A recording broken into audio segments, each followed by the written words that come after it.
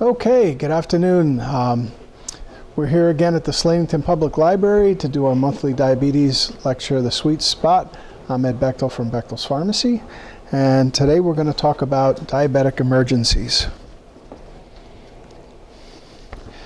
Just to review some of our Sweet Spot basic truths, most people know that there are two main types of diabetes. Type 1 diabetes, your body doesn't make insulin. You have to take insulin from an outside source in order to survive.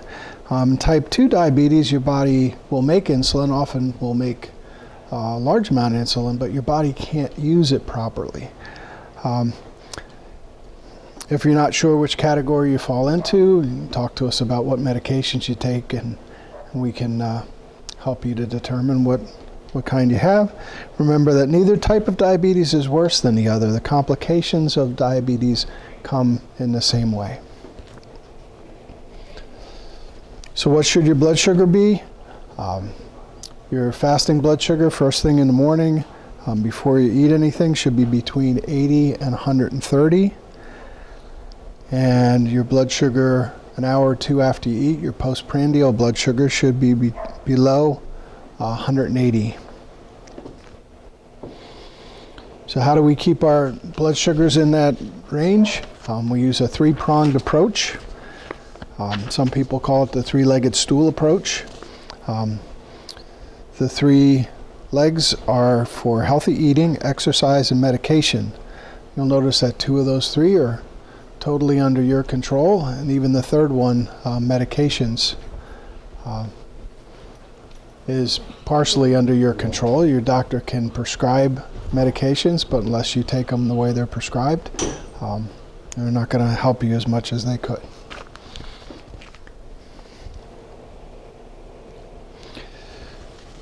So today we'll be discussing three of the most common diabetic emergencies: hyperglycemia, hypoglycemia, and sick days. On the screen and printed on today's handout, this is B if you want to give people the handout.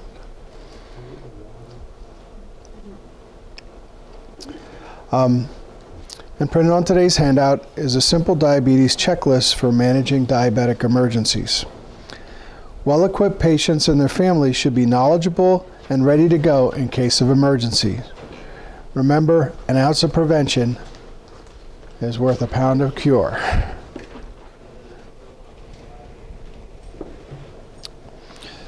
So, hyperglycemia is a term used for blood sugar that's elevated above the normal range.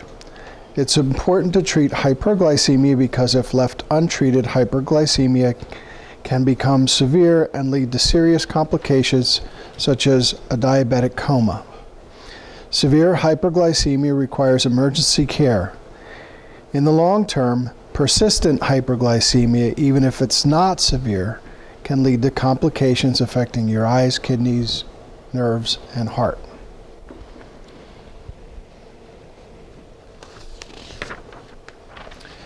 Recognizing the symptoms of hyperglycemia can help you to treat this condition promptly. Some of the signs are frequent urination, increased thirst, blurred vision, fatigue, headache. Not listed there is hunger. You know, when I was in college, we learned the diabetic triad. The three symptoms that you get were, frequent urination, excessive thirst, and hunger. If hyperglycemia is left untreated, it can lead to toxic acids called ketones building up in your blood and urine. This condition is called ketoacidosis and is definitely a medical emergency. Signs and symptoms of ketoacidosis include fruity smelling breath, nausea and vomiting, shortness of breath, dry mouth, weakness, confusion, and abdominal pain.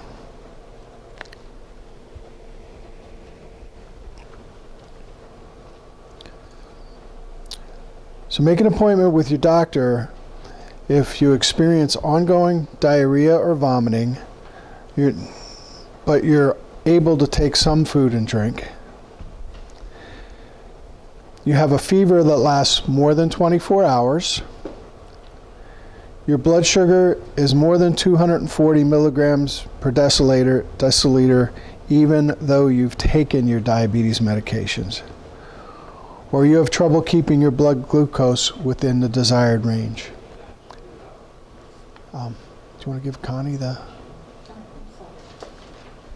handout?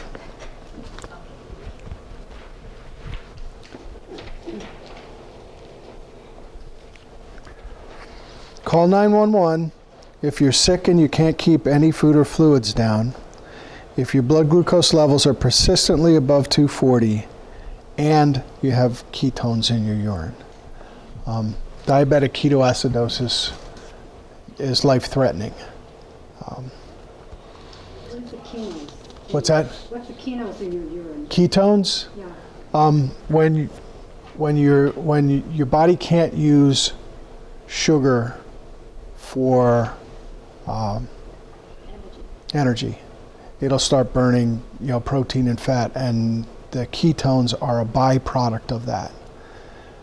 When the ketones build up in your urine, that when they build up in your bloodstream, they spill over into your urine, and that can be an indication that you're heading toward. So how can you tell? There's dipsticks, urine dipsticks that you can buy at the pharmacy. So it doesn't change color or something? Yeah, that'll change colors to indicate whether there are ketones in your urine or not.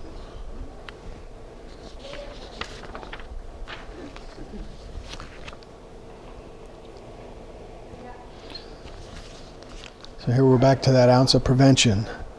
The first step to preventing hyperglycemia is knowing what causes it. There are many factors that can contribute to hyperglycemia, including not using enough insulin or your oral diabetes medication, not injecting insulin properly or using expired insulin, not following your eating plan, being inactive, having an illness or infection, using certain medications such as corticosteroids, being injured or having surgery. Stress causes your body to release, cortisol and adrenaline. Experiencing emotional stress, such as a family conflict or workplace changes. Illness and stress can trigger hyperglycemia because hormones produced to combat illness and stress can also cause your blood sugar to rise. Even people who don't have diabetes may develop hyperglycemia during severe illness. Patients with diabetes may need to take extra diabetic medication to keep their blood glucose near normal during those times.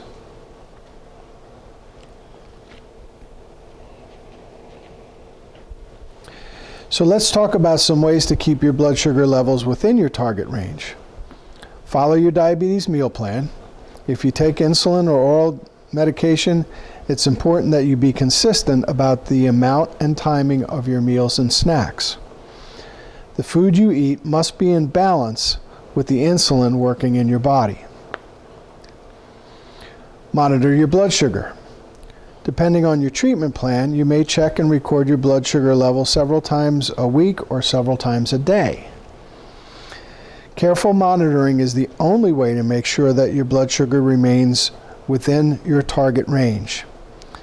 Note when your glucose readings are above or below your range. Take your medication exactly as prescribed by your healthcare provider. Adjust your medication if you change your physical activity. The adjustment will depend on your blood sugar level results and the type and length of activities.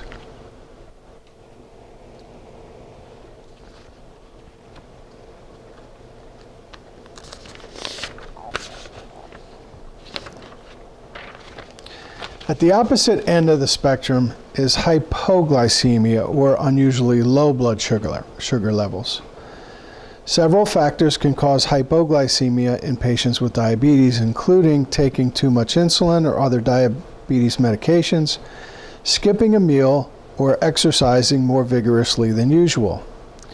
If left untreated, diabetic hypoglycemia can lead to seizures and loss of consciousness. Rarely, it can be deadly. Tell family and friends what symptoms to look for and what to do in case you're unable to treat the condition yourself.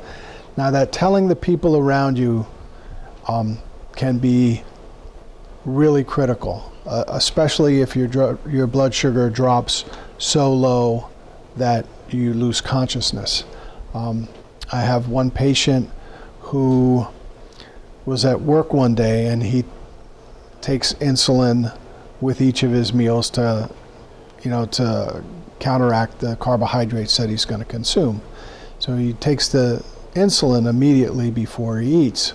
Well, one day when he was at work, he sat down to have lunch, he took his insulin, and then there was an emergency that he got called for. Well, 10 minutes later, he was on the ground unconscious. Now, he carried a glucagon emergency kit with him, but nobody that he worked with knew how to use it or was confident enough to give him the glucagon to bring him around. But they called 911. When the paramedics got there, they gave him the glucagon. Thankfully, he was okay. But it's important to let the people around you know, especially if you're on insulin.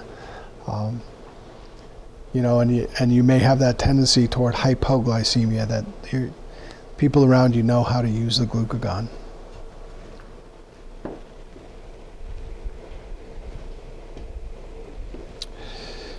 So pay attention to early warning signs so that you can treat low blood sugar levels promptly.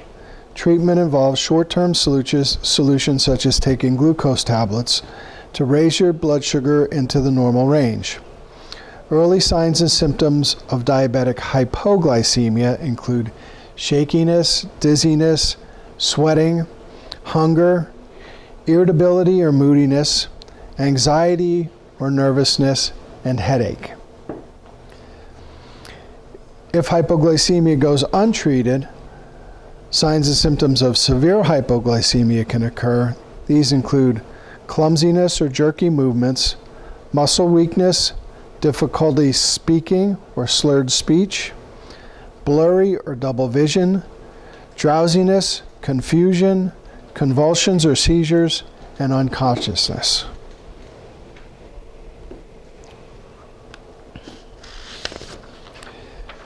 Sometimes people experience hypoglycemia overnight. They may wake up to damp sheets or bedclothes due to perspiration.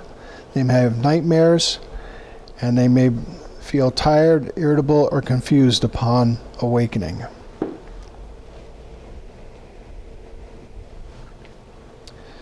So if you think your blood sugar may be dipping too low, check your blood sugar.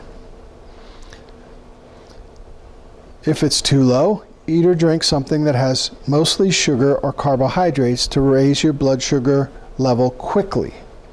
Foods with a lot of fat, such as chocolate, don't work as well.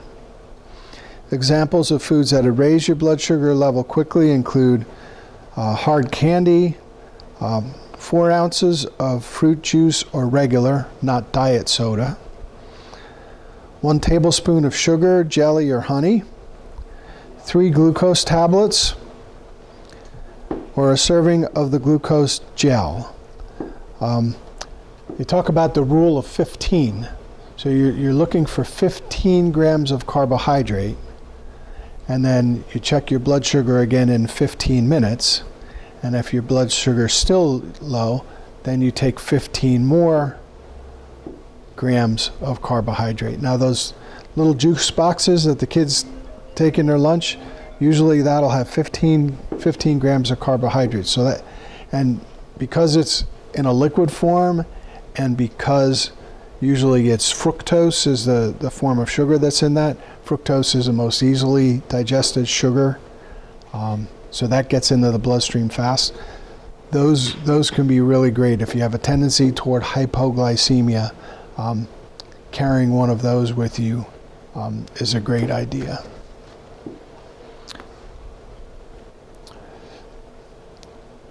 So after you take the 15 grams of carbohydrate, you want to check your blood sugar again in 15 minutes. If it's still too low, eat or drink something sugary, and when you feel better, eat meals or snacks as usual. If you have symptoms of low blood sugar but you can't check your blood sugar level right away, then act as if you have hypoglycemia. So if you're at work and your meter's at home and you're having symptoms of hypoglycemia, assume that it is hypoglycemia and treat yourself as if you did have hypoglycemia. You might want to carry at least one sugary item with you at all times. It's also a good idea to wear a bracelet or a necklace that identifies you as a patient that has diabetes. So if you're not, if you're confused, if your blood sugar drops so low that you're confused and you can't really communicate with somebody that you're diabetic, they'll be able to identify you and treat you properly. You should still wear one? If you're pre-diabetic, you're probably not going to be being treated with a medication or with insulin that would put you at risk of developing hypoglycemia. They just told me that I was diabetic too, but I'm under control. Okay. I am taking metformin. I was wondering if I should. Yeah, metformin is a great drug in that it tends to reduce your blood sugar into the normal range without causing it to drop too low.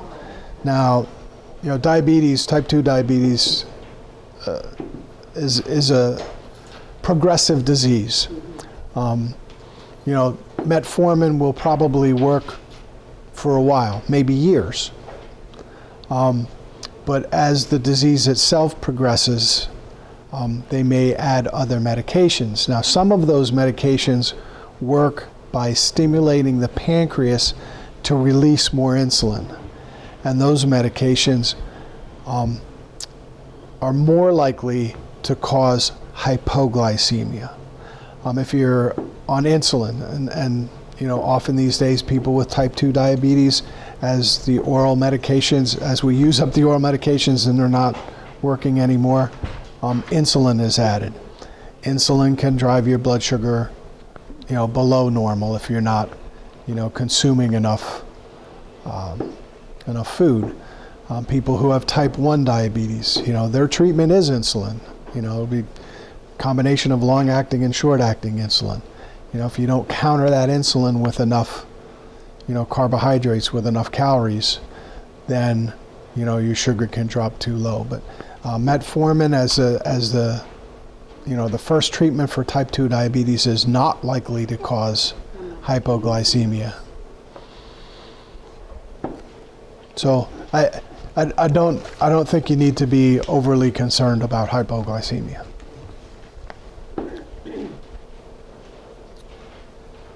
Okay.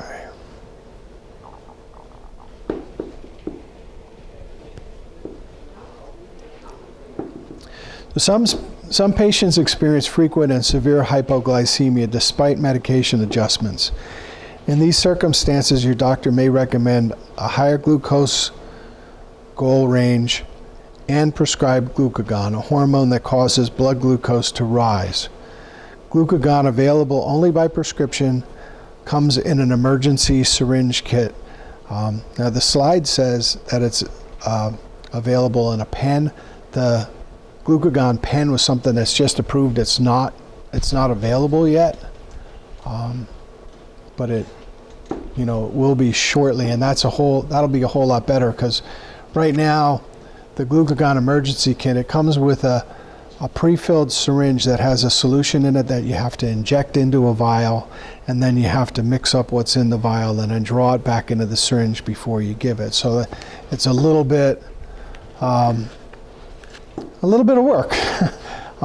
It takes a little bit of practice to develop those techniques. But when it's going to be in the pre-filled syringe, it's going to be the solution, and the glucagon powder will, you'll be able to mix it in the pen, and then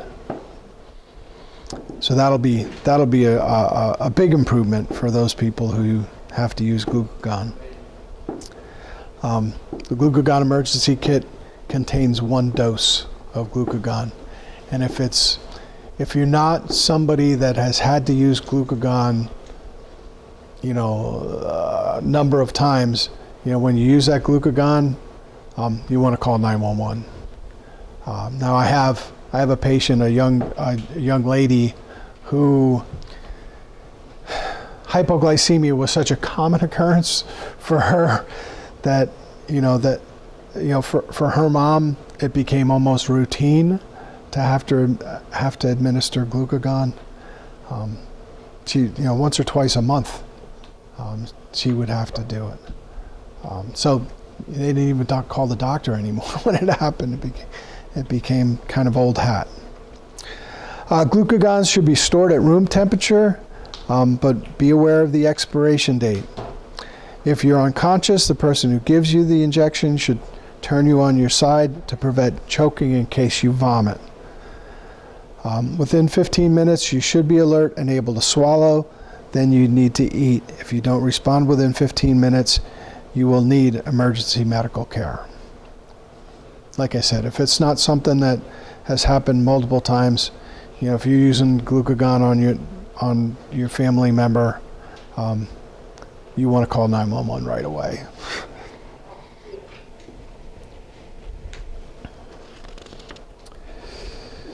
So if you have symptoms of hypoglycemia several times a week, you need to see your doctor. You may need a change in your medication, your dosage, or otherwise adjust your diabetes treatment program. You want to see your doctor if you lose consciousness or you can't swallow. If you lose consciousness, you shouldn't be given food or fluids. That could cause choking. If you lose consciousness, you'll need the glucagon injection. And you probably should go to the emergency room if you don't have glucagon on hand. As with hyperglycemia, the first step in preventing hypoglycemia is knowing its causes. Common causes include taking too much insulin or medication, not eating enough, postponing or skipping a meal or snack. That's the patient I had postponed his meal and ended up unconscious. Increasing exercise or physical activity without eating more or adjusting your medication. Drinking alcohol.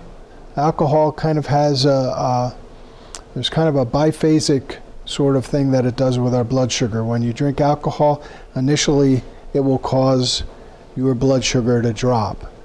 But usually the drinks that we have that have alcohol in them also have some carbs, which is going to make your sugar go up later on. And it doesn't like drop it and then return it the same. Usually it drops it and then it pushes it up. So you're putting yourself on the roller coaster when you start to drink when you're diabetic.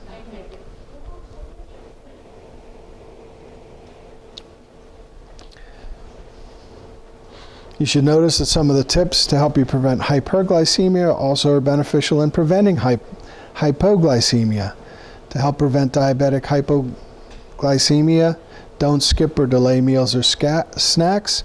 If you take insulin or oral medication, be consistent about the amount you eat and the timing of your meals and snacks. Monitor your blood sugar and record your low glucose reactions. Depending on your treatment plan, you may check and record your blood sugar level several times a week or several times a day. Careful monitoring is the only way to make sure your blood sugar levels remain within your target range. This can help you and your healthcare team see patterns contributing to hypoglycemia and find ways to prevent them. Measure your insulin and other medications carefully and take your medication on time. Adjust your medication or eat additional snacks if you have increased physical activity. The adjustment will depend on your blood sugar test results and the type and length of your activities. If you choose to drink, be sure to eat a meal or snack with the alcohol. Drinking on an empty stomach can cause hypoglycemia. As previously mentioned, it's also important to carry some form of diabetes identification, such as a necklace or bracelet, and a wallet card so that others will know you have diabetes in the case of an emergency.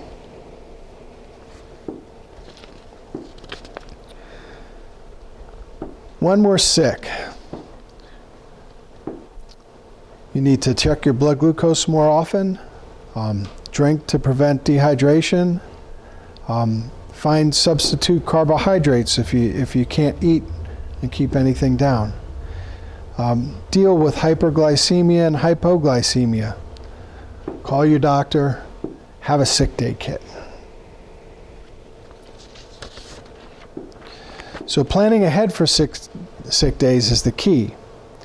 Ask your doctor what you can do at home for cold and flu symptoms, nausea, vomiting, diarrhea, and/or fever.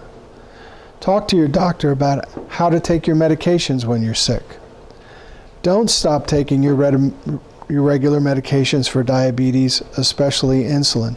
Some people have the belief that if they're not able to eat right because they're sick, that they don't need to take their diabetes medication. Now, being sick in itself can raise your blood sugar. Your body, trying to fight off the illness, releases cortisol and adrenaline, which will raise your blood sugar. So it makes it especially important to continue on your diabetes medication and to monitor your blood sugar. Make sure your doctor is aware of any over-the-counter medicines you take. Discuss with your doctor how you should monitor your diabetes when you're sick. You may need to check your blood sugar more frequently, even if you don't usually check it at home. Find out the blood sugar levels that are appropriate for you. Your doctor can also tell you when they would like to be alerted about your blood sugar levels, generally when levels are below 70 or over 240. Many over-the-counter medications contain sugar. If indeed, our pharmacy staff can help you choose. If needed, our pharmacy staff can help you choose medications for cold and flu symptoms that are sugar-free. Our pharmacy also keeps a record of the medications you're taking and will be able to tell you if you're taking metformin. We can help you choose over-the-counter medications that are safe to take with your prescribed medicines. We're happy to help you to prepare a sick day kit and keep it stocked with the supplies and medications you may need during an illness.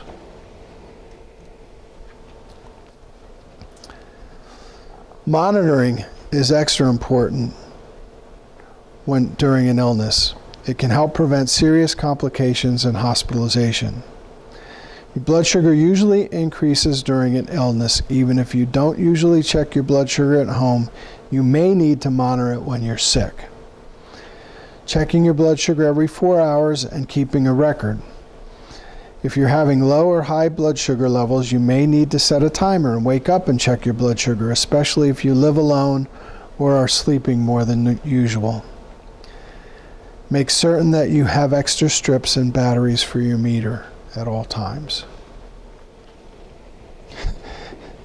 Make sure you have extra strips, but your insurance won't pay for extra strips. That's a whole nother.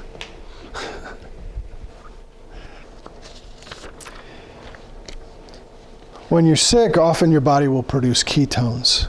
You should check your urine for ketones every 4 to 6 hours.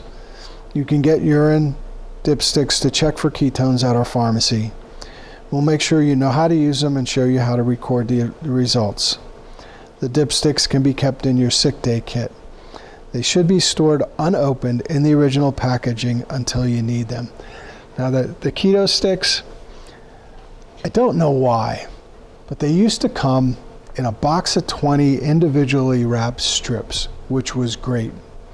Because they now come in bottles of 50 and 100, and once you open the bottle, they're only good for 4 months. So if you only use them when you're sick, they go bad before. Yeah, it's a lot of waste.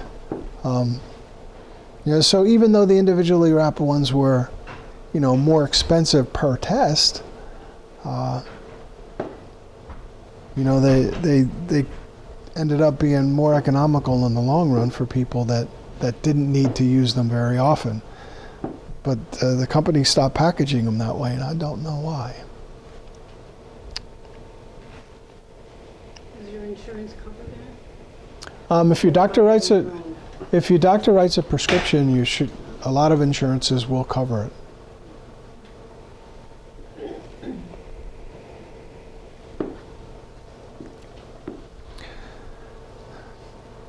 When you're sick, you want to check your temperature at least twice a day. Most doctors consider anything over 101 a fever. Be sure to talk with your healthcare provider because every patient has a different medical conditions and needs. We can help you find a thermometer for your sick day kit that's easy to read, reliable, and accurate. Acetaminophen is generally a safe over-the-counter medication that can be used to reduce fever. It comes in many different packages and brand names.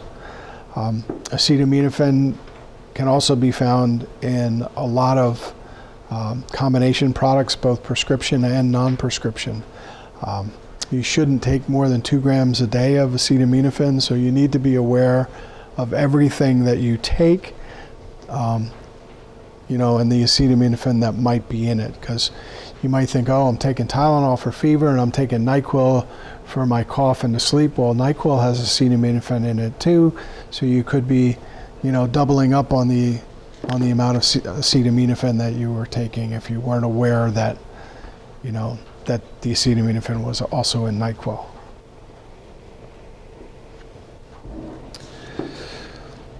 There are many different symptoms during an illness, and it may be difficult to remember them all when you're not feeling well.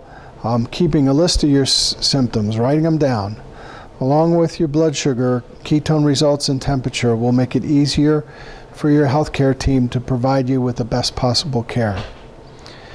Record the amount, time, and name of everything you eat and drink. You should drink 8 ounces of liquid every hour while you're awake to prevent dehydration. If you wake up during the night, you should take a few sips of liquid as well. As a general guide, drink sugar-free, calorie-free liquids if your blood sugars are above 240, or if you have normal blood sugars and are able to eat. If you're not eating or your blood sugar levels are below 70, you'll need to get your carbohydrates from what you drink.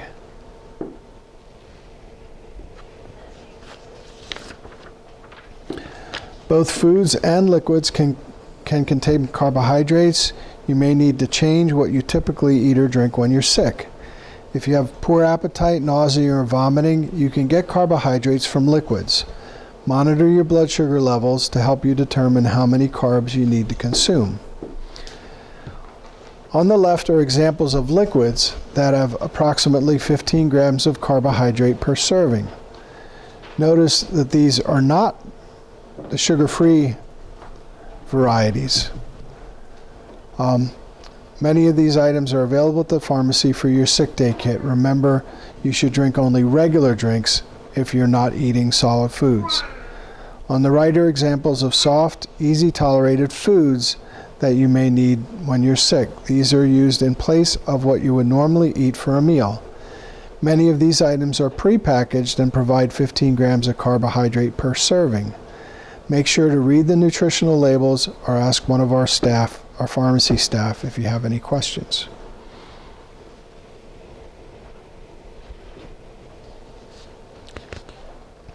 The list of items for your sick day kit might look lengthy, but it's just imagine how difficult it would be to get these things together if you're not feeling well. Plan ahead and be ready. That's the best way to take care of yourself. The pharmacy staff can help you find all the items you need here at the pharmacy. Storage can be as simple as a cardboard box or a plastic bin as long as you keep it stocked and know where to find it. Medical supplies can be ready anytime for any illness or surgery.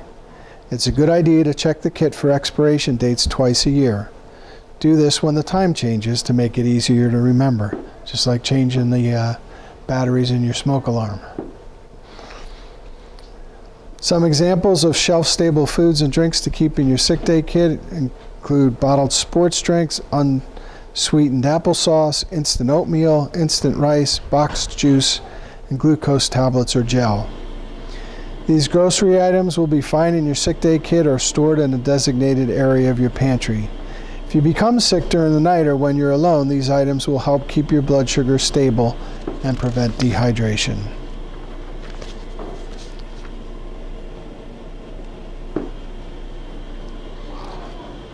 So when should you call your doctor?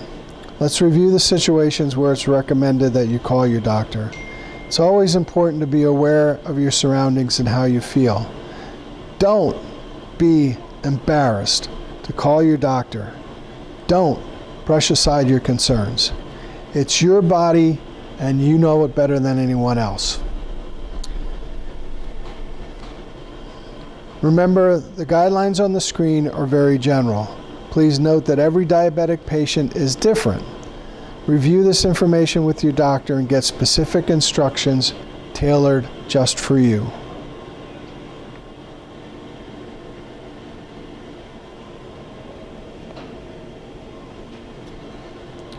So let's look at the checklist that we have in the handout. Now that we've looked at these situations in depth, do you feel ready to check each of them off? If you do, that's great. I hope you're leaving our class more confident, well-equipped to prevent emergencies and ready to adequately handle them if and when they occur.